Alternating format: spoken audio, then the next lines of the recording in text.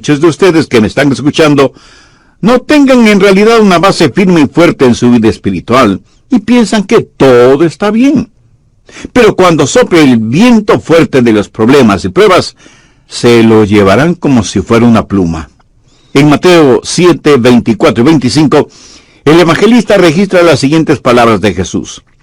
Cualquiera pues que me oye estas palabras y las hace, le compararé a un hombre prudente que edificó su casa sobre la roca. Descendió lluvia y vinieron ríos y soplaron vientos y golpearon contra aquella casa y no cayó, porque estaba fundada sobre la roca. Pero de inmediato Jesús presenta el otro lado de esta moneda en los versos 26 y 27. Pero cualquiera que me oye estas palabras y no las hace, le compararé a un hombre insensato, que edificó su casa sobre la arena, y descendió lluvia y vinieron ríos y soplaron vientos contra aquella casa y cayó, y fue grande su ruina. Aquí Jesús está hablando de un fundamento, de una base firme y segura, si es que quiere enfrentar con éxito las tormentas de la vida. Y le aseguro que las tormentas llegarán a nuestras vidas, nos guste o no nos guste reconocerlo. Y en términos generales, hay 3 categorías de personas en el mundo: las que están saliendo de alguna tormenta, las que están en medio de una tormenta y las que van a enfrentar una tormenta. Hay 3 cosas muy importantes que podemos aprender de esta porción bíblica. Primero, usted necesita construir una casa fuerte. Mateo 7:24. Cualquiera pues que me oye estas palabras y las hace, le compararé a un hombre prudente, que edificó su casa sobre la roca. Todos estamos construyendo algún tipo de casa espiritual. Pero escúcheme, yo no puedo vivir en la casa que usted construye, ni usted puede vivir en la casa que yo construyo. Individualmente, usted y yo permaneceremos firmes o pereceremos en la casa que hemos construido. Jesús hace referencia a 2 clases de constructores: uno prudente porque edificó su casa sobre la roca, y el otro insensato porque construyó su casa sobre la arena. Y de muchas maneras estos 2 constructores se parecen. Ahora entienda bien, Jesús no está hablando de paganos o impíos. Está hablando de 2 categorías de personas que han escuchado sus enseñanzas, o sea, 2 seguidores de Jesucristo. Pero note algunas cosas similares. Básicamente ambos tenían el mismo propósito. Ambos eran constructores. Prácticamente ambos estaban construyendo en la misma área, porque la tormenta que azotó una casa también azotó la otra. Probablemente ambos usaron un diseño básico, o sea, paredes, puertas, ventanas, techo. Arquitectónicamente puede haber cambios, pero cualquier casa tiene los mismos componentes básicos. Pero había una diferencia vital entre ambas construcciones, diferencia que está por debajo de la superficie. Lo mismo sucede en las congregaciones hoy en día. La diferencia no es lo que exteriormente se ve. La diferencia existe en la base, en el fundamento espiritual de cada iglesia. Uno construyó sobre la roca, el otro construyó sobre la arena. El que construyó sobre la roca tuvo que trabajar mucho para cavar en la roca. Y por eso el fundamento, la base para su casa, pudo resistir las tormentas, las lluvias y los vientos. Uno puede construir muy rápidamente sobre la arena, si es que no le importa el asunto de tener una base firme y fuerte. Ponga una capa de concreto sobre la arena, levante las paredes, ponga el techo y ya tiene su casa. Eso es fácil, cuesta menos, y su casa lucirá tan buena como la de su vecino. Los 2 constructores tenían muchas similaridades, pero eran vitalmente diferentes. Ahora, ¿qué significa construir sobre la roca? Jesús lo dijo en forma muy clara. Cualquiera pues que me oye estas palabras y las hace, le compararé a un hombre prudente que edificó su casa sobre la roca. ¿A qué roca hace referencia Jesús? Primero a la palabra de Dios. Cualquiera pues que me oye estas palabras. Eso es lo que usted está haciendo este mismo momento, escuchando la palabra de Dios. Eso es parte del fundamento sólido para su vida. Pero eso es solo la mitad del asunto. Ponga cuidadosa atención a la primera parte de Mateo 7:24. Cualquiera pues que me oye estas palabras y las hace. Si tiene su Biblia a la mano, subraye estas 3 palabras, y las hace. Y es esto lo que separa a los que construyen sobre la roca de los que construyen sobre la arena. Yo creo que uno de quienes escucharon estas palabras de Jesús fue su medio hermano Santiago, quien jamás pudo olvidar esta enseñanza. Busque Santiago 1:22. Dice, pero sed hacedores de la palabra, y no tan solamente oidores, engañándoos a vosotros mismos. Cualquier ser humano se engaña a sí mismo cuando oye la palabra de Dios en la iglesia, o en la televisión, o en la radio, y no hace lo que la palabra de Dios le dice que debe hacer. Es como la persona que va a la iglesia, se siente inspirada por la música, aprecia el mensaje desde un punto de vista intelectual, pero esto de ninguna manera cambia su estilo de vida. Por eso Santiago dice, engañándoos a vosotros mismos. Ahora veamos Santiago capítulo 2. La porción que voy a leer es probablemente una de las más controversiales de toda la Biblia. Pero este es el mensaje que como creyentes y como iglesia, sea de la denominación que sea, necesitamos escuchar. Santiago 2, desde el verso 14. Hermanos míos, ¿de qué aprovechará si alguno dice que tiene fe y no tiene obras? ¿Podrá la fe salvarle? Y si un hermano o una hermana están desnudos y tienen necesidad de mantenimiento de cada día, y alguno de vosotros les dice, id en paz, calentaos y saciaos, pero no les dais las cosas que son necesarias para el cuerpo, ¿de qué aprovecha? Así también la fe, si no tiene obras, es muerta en sí misma. Pero alguno dirá, tú tienes fe, y yo tengo obras. Muéstrame tu fe sin tus obras, y yo te mostraré mi fe por mis obras. ¿Tú crees que Dios es uno? Bien haces. También los demonios creen y tiemblan. Mas quieres saber, hombre vano, que la fe sin obras es muerta. ¿No fue justificado por la obra Abraham, nuestro padre, cuando ofreció a su hijo Isaac sobre el altar? ¿No ves que la fe actuó juntamente con sus obras, y que la fe se perfeccionó por sus obras? Y se cumplió la escritura que dice, Abraham creyó a Dios, y le fue contado por justicia, y fue llamado amigo de Dios. Vosotros veis, pues, que el hombre es justificado por las obras y no solamente por la fe.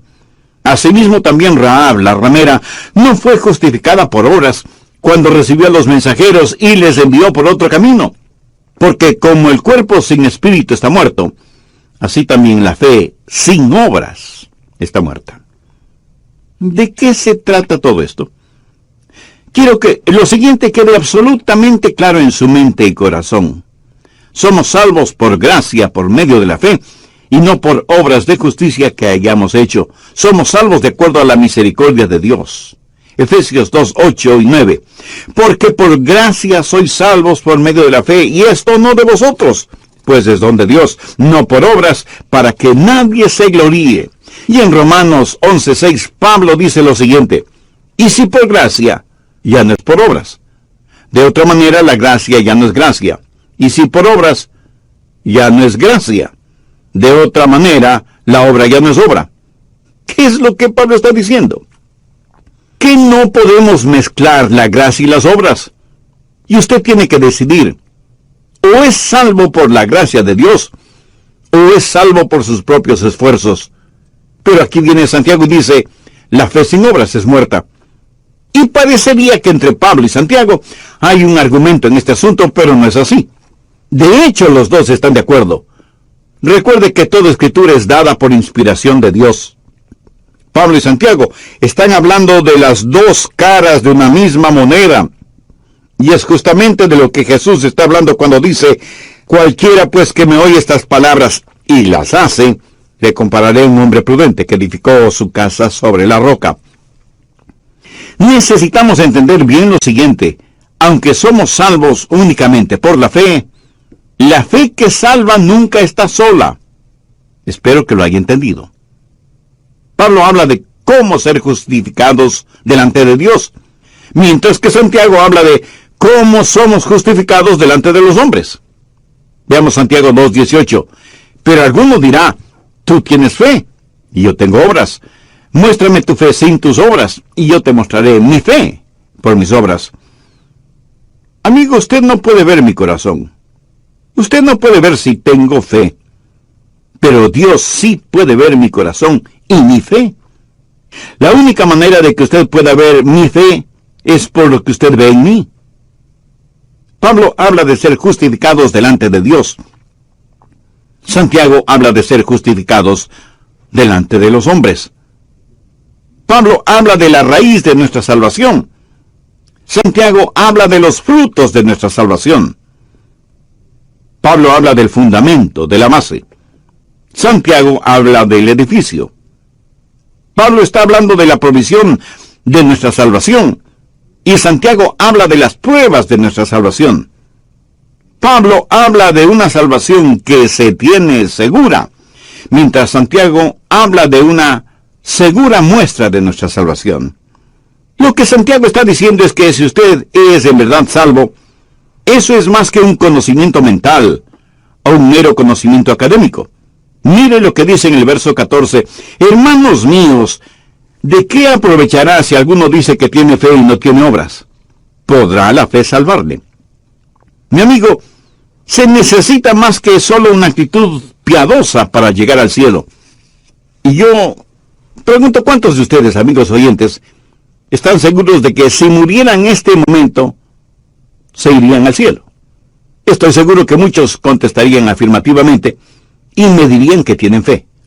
Ahora, ¿está seguro o segura que tiene fe? Ha habido un cambio dramático y radical en su vida. Escúcheme, usted puede hacer una profesión de fe sin tener la posesión de la fe. Santiago lo pone en términos más prácticos en el verso 15. Y si un hermano o una hermana están desnudos y tienen necesidad de mantenimiento de cada día, y alguno de vosotros le dice, id en paz, calentaos y saciaos, pero no les dais las cosas que son necesarias para el cuerpo, ¿de qué aprovecha? Así también la fe, si no tiene obras, es muerta en sí mismo. Y en el versículo 18 dice, pero alguno dirá, tú tienes fe y yo tengo obras, muéstrame tu fe sin tus obras, y yo te mostraré mi fe por mis obras. Y enseguida ilustra este punto al manifestar que si uno cree en Dios, hace bien en creer en Dios. Si yo les preguntara, ¿cuántos de ustedes creen en Dios? Muchos responderían afirmativamente. Pero, como para que no nos envanezcamos, Santiago dice, también los demonios creen y tiemblan. Sabe que los demonios en el infierno son muy ortodoxos. Ellos creen en Dios más que muchos teólogos liberales. También los demonios creen y tiemblan. Esta palabra temblar en el original significa hacer que los pelos se pongan de punta. Solo el pensar en Dios hace que los demonios tiemblen. Y Jesús tiene toda autoridad sobre los demonios. Suponga, solo suponga, que un día usted conversa con un diablo y le pregunta, ¿crees en Dios? Por supuesto que sí. ¿Crees que Jesucristo es el Hijo de Dios? Sin la menor duda. ¿Crees en su nacimiento virginal? Ese fue un hecho innegable. ¿Crees que murió en la cruz del Calvario y que fue sepultado en una tumba y resucitó al tercer día? Sí. Además, son hechos históricamente comprobados. Diablo, permíteme hacerte una pregunta más. ¿Estarías dispuesto a doblar tus rodillas delante de él? Y el diablo enfurecido contesta, no, jamás haré eso. ¿Sabe que hay mucha gente que cree que porque tiene un conocimiento filosófico y académico de los hechos bíblicos, o porque son miembros activos de una iglesia, tienen ya asegurada su entrada en el cielo? No tienen más fe de la que tiene un diablo, porque nunca se han rendido frente al señorío de Cristo. Jesús dijo, no todo el que me dice, Señor, Señor, entrará en el reino de los cielos, sino aquel que hace la voluntad del Padre. Y aquí no está hablando de obras para ser salvos. Debemos rendir nuestras vidas solamente a Jesucristo. De lo contrario, nuestro creer será solo intelectual, estéril. En el próximo programa terminaremos este estudio bíblico. ¿Cómo definiría usted su creencia en Dios? Estoy asumiendo que usted cree en Dios, porque si no cree en Dios, no podrá contestar la pregunta. Amigo, Ni la ciencia, ni la filosofía, ni la educación, ni la tecnología tiene el elemento básico para creer en Dios. Y esa es la fe. Si usted deposita su fe y confianza en Jesucristo, conocerá al Padre por medio del Hijo. Y porque el Hijo de Dios estuvo a favor de nosotros, fue a la cruz para morir por nosotros. Es la parábola de los dos constructores que construyen sus respectivas casas en la misma zona. Pero el uno construye su casa sobre la roca y el otro la construye sobre la arena. Bien, prosigamos. Si usted sabe algo de historia bíblica, ¿cuándo es que Abraham fue justificado? En Génesis 22, él está dispuesto a ofrecer a su hijo Isaac como sacrificio. Pero en Génesis 15, la Biblia dice que Abraham creyó a Dios, y esto le fue contado por justicia. ¿Cuál es la diferencia? Lo que sucedió en Génesis 15, cuando Abraham creyó a Dios, se materializó 30 años más tarde en Génesis 22, cuando ofreció como sacrificio a Isaac. Abraham verdaderamente creyó en Dios y creyó a Dios. Es paradójico el decir que usted es salvo y que ama a Dios, si es que no vive de acuerdo a la palabra de Dios. La otra ilustración que Santiago usa tiene que ver con Rahab la ramera, justificada por la ayuda que prestó a los espías israelitas. Recuerde que Santiago está hablando de ser vistos por los hombres. Nadie, excepto Dios, pudo ver el corazón de Rahab. Y la vida de esta mujer en el Antiguo Testamento fue tan cambiada que se casó con un príncipe de Israel y vino a ser la tatarabuela del rey David. Extraordinario, ¿no le parece? Muchos de quienes son miembros de iglesias siguen viviendo mundanamente. Cuando mueran, las puertas del infierno estarán completamente abiertas para ellos. Escúcheme, si su religión no ha cambiado su vida, es mejor que cambie de religión. El decir creo o escuchar las palabras de Dios no es suficiente si es que no tiene el elemento de la fe. Y Santiago da una ilustración clásica. Mire el verso 26 de Santiago 2. Porque como el cuerpo sin espíritu está muerto, así también la fe sin obras está muerta. Vamos a suponer que somos estudiantes de medicina y estamos frente a un cadáver para hacerle la autopsia. Con afilados bisturíes cortamos cuidadosamente la piel. Sus órganos internos están intactos. El corazón, los pulmones, el hígado, el riñón. Todos los órganos parecen estar bien. Pero el hombre está muerto y bien muerto. ¿De qué sirven los hechos teológicos sin vida? Porque como el cuerpo sin espíritu está muerto, así también la fe sin obras está muerta.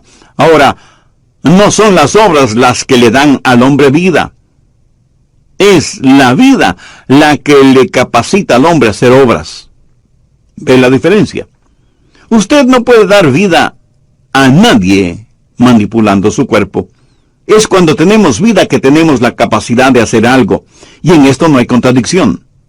Si usted quiere construir en la roca, no solo que debe escuchar la palabra de Dios, sino hacer la palabra de Dios. Debe ser un hacedor de la palabra, y no tan solo un oidor de la palabra. Hay millones de personas que asisten a sus respectivas iglesias y escuchan la palabra de Dios, y sin embargo, millones morirán y se irán al infierno. ¿Por qué? Porque nunca dieron evidencia de un cambio de vida. Si usted quiere saber cómo enfrentar las tormentas de la vida, lo primero que tiene que hacer es edificar sobre la roca. Segundo, esté listo para enfrentar la tormenta. Debemos entender a cabalidad lo que Jesús está diciendo en Mateo 7. Dice que la tormenta cayó sobre ambas casas. Verso 25. Descendió lluvia, y vinieron ríos, y soplaron vientos, y golpearon contra aquella casa, y no cayó, porque estaba fundada sobre la roca. Ahora el verso 27. Y descendió lluvia, y vinieron ríos, y soplaron vientos, y dieron con ímpetu contra aquella casa, y cayó. Y fue grande su ruina. Cuando usted se salva, significa que ya no habrá tormentas en su vida.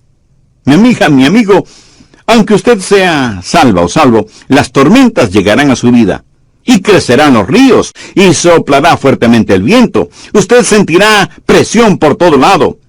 Dios no nos salva para librarnos del poder de las tormentas, sino para librarnos del poder del pecado. Las tormentas, cuando son ordenadas por Dios, son beneficiosas para nuestras vidas. El pecado nunca lo es. Y con la autoridad de la palabra de Dios le puedo asegurar que las tormentas llegarán a su vida. ¿Y qué es lo que harán esas tormentas? Van a demostrar la clase o base fundamental que usted tiene en su vida. Las tormentas pondrán a prueba su fe. Y la fe que no puede ser probada es una fe que no puede ser confiada. No piense que porque usted es ya salvo o salva, no tendrá problemas, ni dificultades, ni tormentas en su vida. Si usted saca su teología de las circunstancias en vez de la palabra de Dios, va a terminar pensando que Dios no le ama.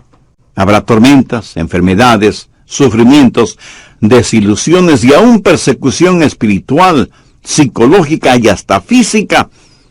Pero ninguna de estas cosas harán mella en la casa del creyente que ha construido su casa sobre la roca. Busque Romanos 8, desde el verso 35. ¿Quién nos separará del amor de Dios?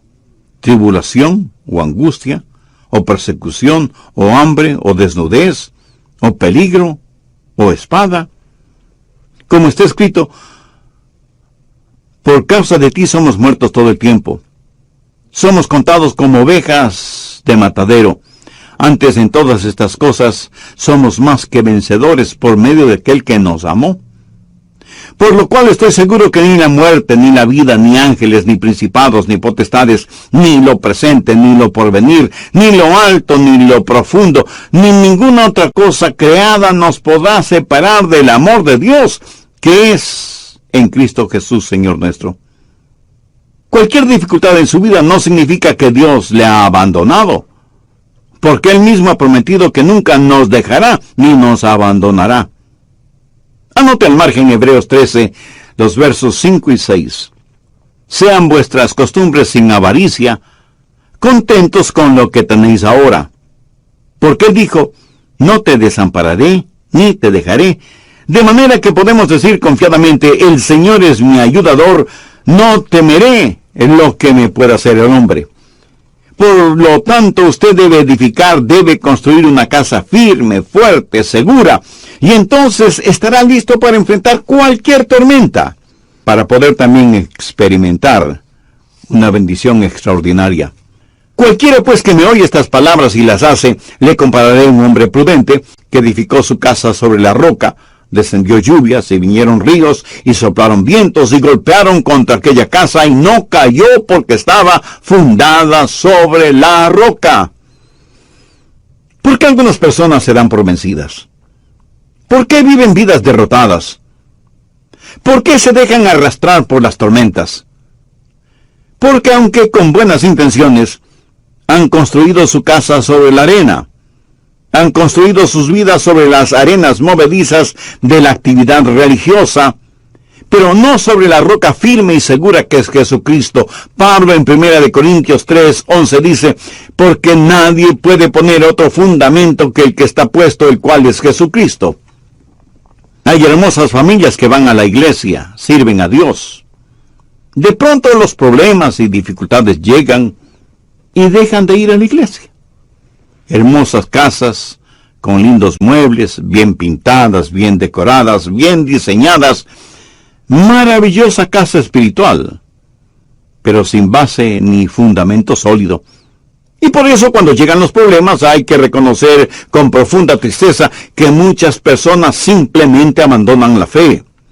Pero el apóstol Juan hace una profunda y dolorosa reflexión sobre estas personas. En 1 Juan 2:19, salieron de nosotros, pero no eran de nosotros, porque si hubieran sido de nosotros, habrían permanecido con nosotros, pero salieron para que se manifestase que no todos son de nosotros.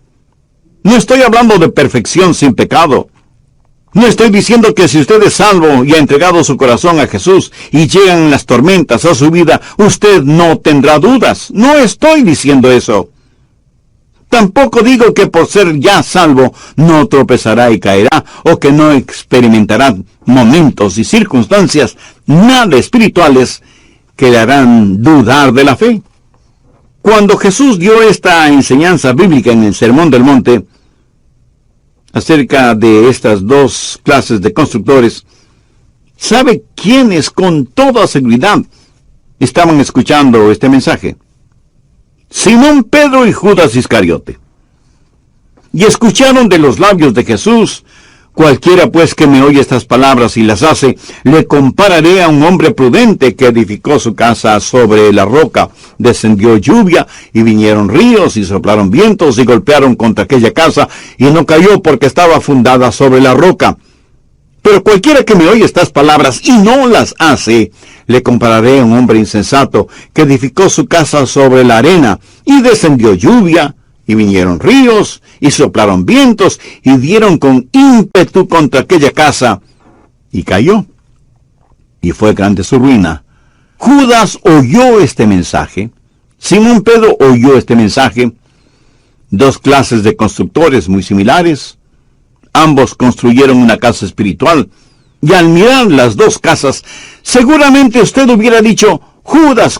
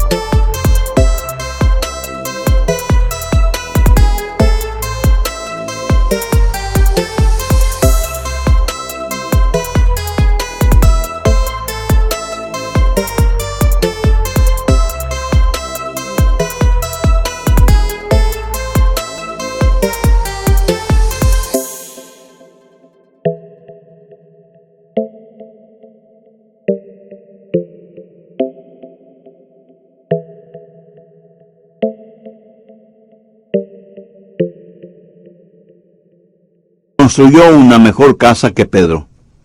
¿Sabe quién era el mejor hombre exteriormente? ¿Sabe quién tuvo la mejor casa? No fue Pedro. ¿Sabe lo que hicieron con Judas? Le nombraron tesorero. ¿A quién nombra usted como tesorero en una organización, en un grupo, en una iglesia? A la persona que tiene su confianza, ¿verdad? Cuando durante la última cena de Jesús con sus discípulos, él dijo que uno de los 12 le traicionaría, nadie dijo: oh, seguramente se refiere a Judas. Cada uno de ellos se preguntó: ¿seré acaso yo? Y no pensaron en Judas como el traidor, porque Judas había construido una casa muy bonita exteriormente. Sabía cómo impresionar a los demás. Pero entre Judas y Simón Pedro había una gran diferencia. Cuando Jesús preguntó a sus discípulos: ¿y vosotros, quién decís que soy yo? Respondiendo Simón Pedro dijo: tú eres el Cristo, el Hijo del Dios viviente. Entonces le respondió Jesús: bienaventurado eres, Simón, hijo de Jonás, porque no te lo reveló carne ni sangre, sino mi Padre que está en los cielos. Y yo también te digo que tú eres Pedro, y sobre esta roca edificaré mi iglesia, y las puertas del Hades no prevalecerán contra ella. Pedro era un hombre débil, como usted o como yo. Sabía mucho sobre la pesca. No sabía mucho acerca de construir casas. Pero qué firme base, qué sólido fundamento tuvo. Y por eso pudo hacer descansar su fe sobre la roca firme que es Cristo. Ahora ponga atención a lo siguiente. Vino una tormenta fuerte y golpeó con ímpetu la casa de Judas. Vino una tormenta y golpeó furiosamente la casa de Simón Pedro. Y cuando las tormentas pasaron, la casa de Judas estaba destrozada, y Judas se suicidó y se fue al infierno. Y alguno de ustedes me preguntará: pastor, ¿entonces Judas perdió su salvación? No, él no perdió la salvación porque nunca la tuvo. En Juan 6, 70 y 71 leemos, Jesús les respondió, no os he escogido yo a vosotros los 12, y uno de vosotros es diablo. Hablaba de Judas Iscariote, hijo de Simón, porque este era el que le iba a entregar, y era uno de los 12. ¿Lo ve? Judas nunca tuvo una fe verdadera. En cambio, Simón Pedro sí la tuvo. Veamos Lucas 22, los versos 31 y 32. Dijo también el Señor, Simón, Simón, y aquí Satanás os ha pedido para zarandearos como trigo, pero yo he rogado por ti, para que tu fe no falte. Simón Pedro tuvo fe, y el Salvador intercedió por él. Cuando la tormenta llegó a la vida de Pedro, algunas ventanas se rompieron y algunas tejas se desprendieron del techo y algunas cosas se movieron dentro de la casa. Pero permítame decirle algo. Después de la tormenta, la casa siguió en pie. Y Pedro se volvió el apasionado apóstol del Pentecostés. ¿Por qué? Porque él tenía lo real, lo verdadero, conocía a Dios, había escuchado la palabra de Dios, creía en el Hijo de Dios. Había doblado sus rodillas frente a Jesucristo. Que fue débil el momento menos apropiado, ¿cierto? Que fue temeroso y hasta cobarde, ¿cierto? Muy cierto. Pero su casa permaneció firme frente a la tormenta porque estaba construida sobre la roca. Me pregunto cuántos de nosotros podemos decir con absoluta seguridad que nuestra esperanza está anclada en el sacrificio expiatorio de Jesús y en su justicia, y que estamos firmes en la roca firme que es Cristo, porque todo lo demás no es más que arena movediza. Miles y miles de personas asisten a sus respectivas iglesias en todas partes del mundo.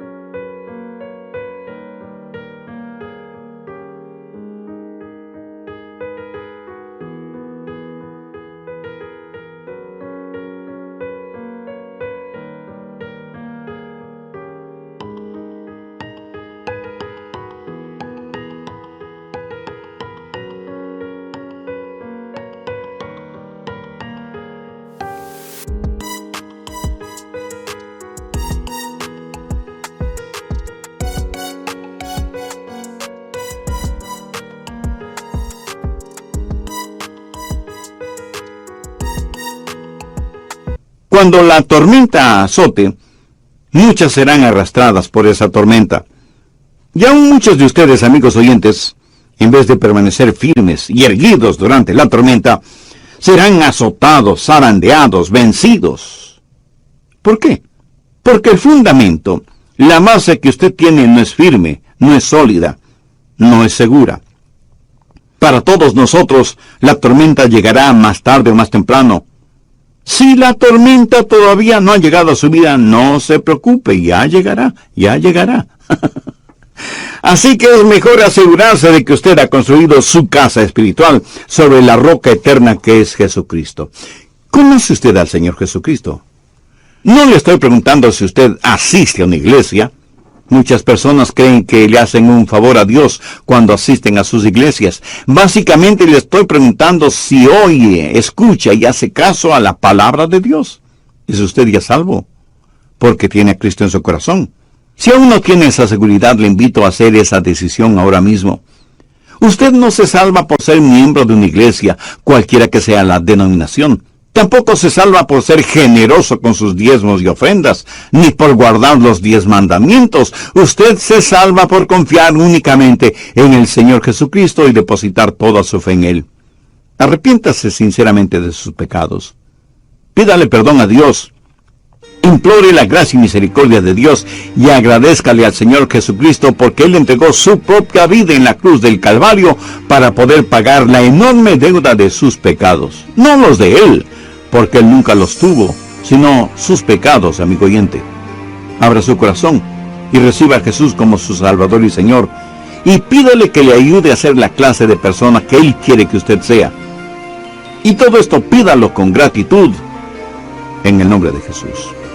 Si hace esa decisión espiritual, le invito muy cordialmente para que nos escriba y nos cuente al respecto. Deseamos ser parte de su regocijo espiritual.